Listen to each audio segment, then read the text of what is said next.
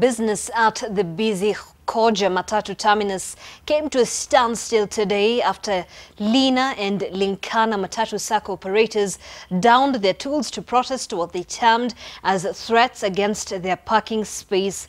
The sacco members claim that the county government dumped containers at the terminus to block them from running normal operations.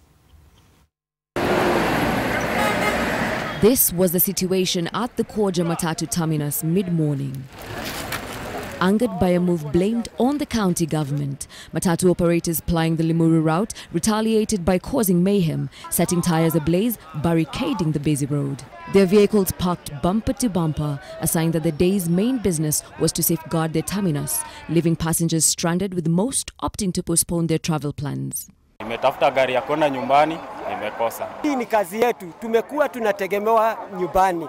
Tuko na watoto tunalea, tunatakikana tuende wapi? These were the containers in contention which were allegedly dropped off at the Khoja terminus around 1 a.m. by unknown men who claimed to be operating from orders from above. We had to pull them with the help of all these good guys, and we have brought them here to where now we are waiting to know who are the owners of these containers. We have paid for business licenses for the entire year, so we don't understand how other people can be licensed to come and operate in a place where we are licensed. The operators claim that they have not received any warning from the county government to vacate the area, and they wanted their woes to be heard.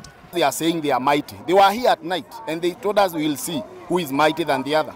There are even threats using the governor's name. It took the intervention of the police to disperse the angry crowd and restore order. The containers were then towed to an unknown destination.